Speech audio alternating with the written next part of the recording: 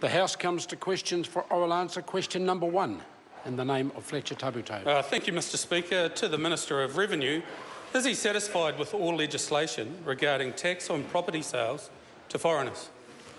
The Honourable Michael Woodhouse. Mr Speaker, yes. Supplementary question, Fletcher Tabuteau. Given that satisfaction, Mr Speaker, with the recent array of tax legislation, why are so many foreign buyers speculating in the Auckland housing market yet again? The Honourable Michael Woodhouse. Mr Speaker, I'd be very interested in the information the member uses to frame that question. I don't believe there has been any material change in that. In fact, if there has been, it's been a slight damping on the interest on overseas buyers in Auckland. Order. Supplementary, sir. Order. Supplementary question, Fletcher Tabuteau. Thank you. Will the Minister not concede that foreign speculators have seen through the puffery, dismissed the ineffectual tax legislation, and now already back in force with evidence 3,000 foreigners a month being issued IRD numbers for the purpose of buying and selling property? Order. The Honourable Michael Woodhouse. Mr Speaker, no, I would not. There are many reasons why people from overseas require an IRD number, and if anything, the process has become more challenging to fulfil our obligations under anti-money laundering legislation and the bright line test that the previous minister brought in last year. Supplementary. Order. Can I just ask, when the question's been asked and the answer's been given, could I have a little less interjection, particularly from New Zealand First members? Fletcher Tabuteau. Thank you, Supplementary sir. question.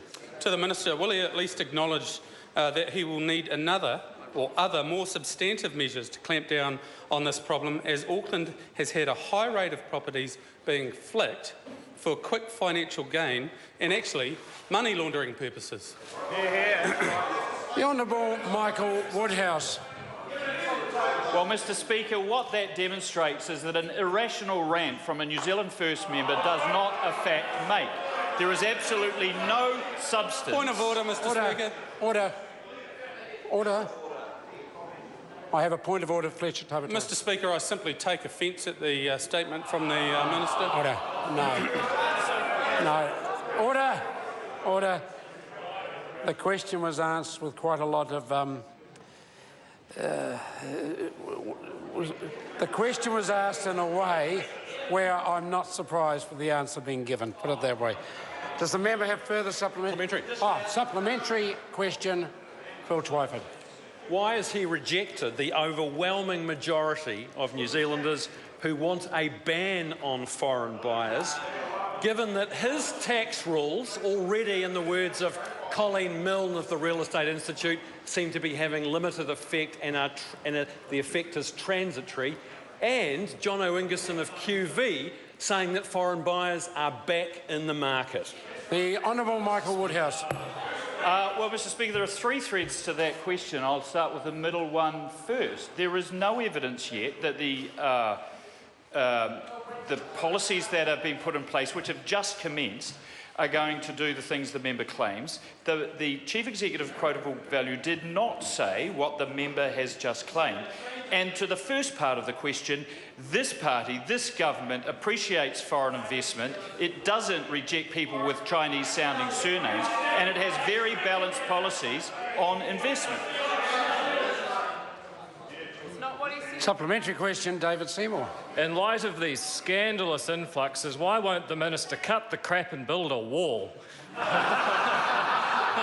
Honourable Michael Woodhouse. Well, Mr Speaker, to the question of scandalous influx, I remind the member that residencies gained in New Zealand last year was about 15% lower than when the New Zealand First Leader was the Minister of Foreign Affairs. I see no reason to build a wall. Order. Order.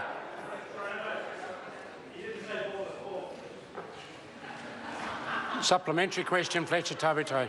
On behalf of all New Zealanders, whether they were here last year or the day before... Order! The member knows the rules. Simply ask a supplementary question. I'm quite happy to move on if the member wants us to. Ask the question. Thank you, Mr Speaker. What measures does the Minister have in place to clamp down on money laundering, given financial transactions suspected of being linked to terrorism have almost doubled in the past 2 years, with the Auckland property market expected to go haywire yet again? Order.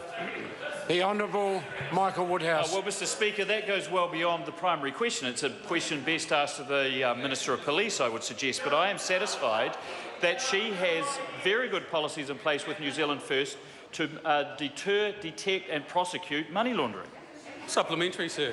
Supplementary question, Fletcher Tabuteau. Thank you. What specific legislation does the Minister have in mind to keep dairyland in New Zealand hands, given the New Zealand Government cannot act to prohibit sales under the TPP, accepting the Finance Minister? Order. This is a question to the Minister of Revenue. The question, therefore, must relate to the portfolio of revenue.